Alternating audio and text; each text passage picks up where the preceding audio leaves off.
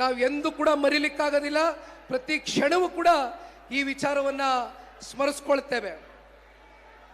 ಬಹುಶಃ ನಿಮ್ಮೆಲ್ರಿಗೂ ಗೊತ್ತಿದೆ, ಇವತ್ತು 25ನೇ ವರ್ಷದ ರಜತ ಮಹೋತ್ಸವ ಆಚರಣೆಯನ್ನು ಹಾಸನ ಜಿಲ್ಲೆಯಲ್ಲಿ ಏನು ಮಾಡ್ತಾ ಇದ್ದೇವೆ.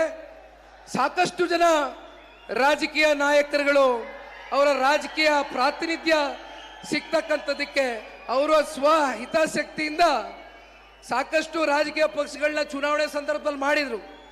ಆದರೆ ಇಲ್ಲಿವರೆಗೂ ಕೂಡ ಯಾರು ಕೂಡ ಪ್ರಾದೇಶಿಕ ಪಕ್ಷವನ್ನು ಕಟ್ಟಿ ಇಲ್ಲಿವರೆಗೂ ಉಳಿಸ್ಕೊಂಡು ಹೋಗ್ತಕ್ಕಂಥ ನಿದರ್ಶನ ನಮ್ಮ ಕರ್ನಾಟಕ ರಾಜ್ಯದಲ್ಲಿ ನಾವು ನೋಡ್ಲಿಕ್ಕೆ ಸಾಧ್ಯ ಇಲ್ಲ.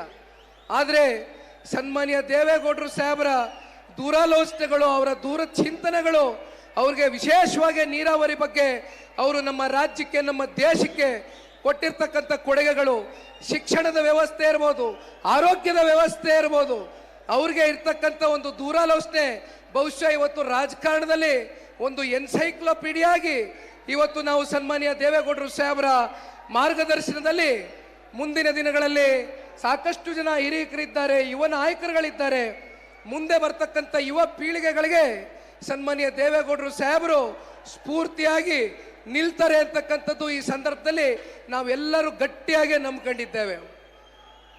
ಹಾಗಾಗಿ ಇವತ್ತಿನ ಈ ವಿಶೇಷವಾದಂಥ ಒಂದು ಕಾರ್ಯಕ್ರಮಕ್ಕೆ ತಾವೆಲ್ಲರೂ ಕೂಡ ಪಾದಾರ್ಪಣೆಯನ್ನು ಮಾಡಿದ್ದೀರಿ. ವಿಶೇಷವಾಗಿ ಹಳ್ಳಿಗಳಿಂದ ತಾಯಂದ್ರಗಳು ಬಂದಿದ್ದೀರಿ, ಯುವಕರು ಬಂದಿದ್ದೀರಿ, ಹಿರಿಯಕರು ಬಂದಿದ್ದೀರಿ. ಬಹುಶಃ ನಿಮ್ಮ ಮನಸ್ಸುಗಳಲ್ಲಿ ಪ್ರೀತಿ ಇಲ್ಲದೆ ಹೋಗಿದ್ರೆ ಬಹುಶಃ ನೀವು ಇಲ್ಲಿವರೆಗೂ ಬರ್ತಾ ಇರಲಿಲ್ಲ. ಆದರೆ ಆ ಒಂದು ಪ್ರೀತಿ ಇವತ್ತೇನು ನಮಗೆ ಸದಾಕಾಲ ತೋರಿಸ್ಕೊಂಡು ಬಂದಿದ್ದೀರಿ. ಅದರಲ್ಲೂ ವಿಶೇಷವಾಗಿ ಹಾಸನ ಜಿಲ್ಲೆನಲ್ಲಿ ಸನ್ಮಾನ್ಯ ದೇವೇಗೌಡರು ಸಾಹೇಬರು 1962ನೇ ಇಸ್ವಿನಲ್ಲಿ ಅವತ್ತು ಕಾಂಗ್ರೆಸ್ನಲ್ಲಿ ಟಿಕೆಟ್ ಸಿಕ್ಕಬೇಕಾಗಿತ್ತು.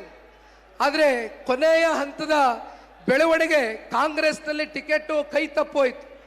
ಆದರೆ ಕ್ಷೇತ್ರದ ಜನತೆ, ಜಿಲ್ಲೆಯ ಜನತೆ ಸನ್ಮಾನ್ಯ ದೇವೇಗೌಡರು ಸಾಹೇಬರು ಅವತ್ತು ಇನ್ನೂ ಬಹಳ ಚಿಕ್ಕ ವಯಸ್ಸಿನ ಯುವಕರು.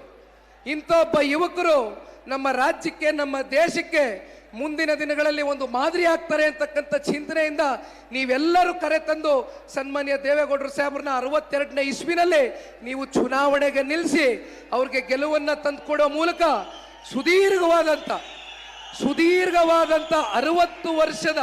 64 ವರ್ಷದ ರಾಜಕೀಯದ ಜೀವನದ ಉದ್ದಗಲಕ್ಕೂ ಕೂಡ ಹೋರಾಟ ಅನ್ನೋದನ್ನ ಒಂದು ಬಿಟ್ಟು ಬಹುಶಃ ಅವರು ಇನ್ಯಾವುದ್ರ ಬಗ್ಗೆನೂ ಕೂಡ ಆಲೋಚನೆ ಮಾಡಿಲ್ಲ. ಯಾವತ್ತಿಗೂ ಕೂಡ ಅಧಿಕಾರವನ್ನು ಅಂಟಿಕೊಂಡು ಕೂತ್ಕೊಳ್ತಕ್ಕಂಥ ವ್ಯಕ್ತಿ ಅಲ್ಲ ಅಂತಕ್ಕಂಥದ್ದನ್ನ ಅನೇಕ ಸಂದರ್ಭದಲ್ಲಿ ಸಾಬೀತು ಮಾಡಿದ್ದಾರೆ. ಬಹುಶಃ ಅವರ ಒಂದು ಮಾರ್ಗದರ್ಶನದಲ್ಲಿ ನಾವೇನು ಇತ್ತೀಚಿನ ದಿನಗಳಲ್ಲಿ ಹೋರಾಟಗಳನ್ನ ಕೈಗೆತ್ಕೊಂಡಿದ್ದೇವೆ. ಇವತ್ತಿನ ಹೋರಾಟಗಳನ್ನ ನಾವು ನೋಡ್ಬೋದು. ಸುಮ್ಮನೆ ಬಂದು ಭಾಷಣ ಮಾಡ್ತಕ್ಕಂಥದ್ದು, 10 ನಿಮಿಷ ವೇದಿಕೆ ಮೇಲೆ ನಿಂತು ಹೋಗ್ತಕ್ಕಂಥದ್ದನ್ನ ನಾವು ನೋಡ್ತೇವೆ. ಆದರೆ ಅವತ್ತಿನ ಹೋರಾಟಗಳು ಯಾವ ರೀತಿ ಇತ್ತು ಅಂದರೆ ಅದನ್ನು ತಾರ್ಕಿಕ ಹಂತಕ್ಕೆ ತಗೊಂಡು ಹೋಗ್ತಕ್ಕಂಥ ಒಂದು ಮೂಲ ಗುರಿಯನ್ನು ಇಟ್ಕೊಂಡು ಸನ್ಮಾನ್ಯ ದೇವೇಗೌಡರು ಸಾಹೇಬರು ಜೀವನ ಪರ್ಯಂತ ಹೋರಾಟವನ್ನು ಮಾಡ್ಕೊಂಬಂದಿದ್ದಾರೆ.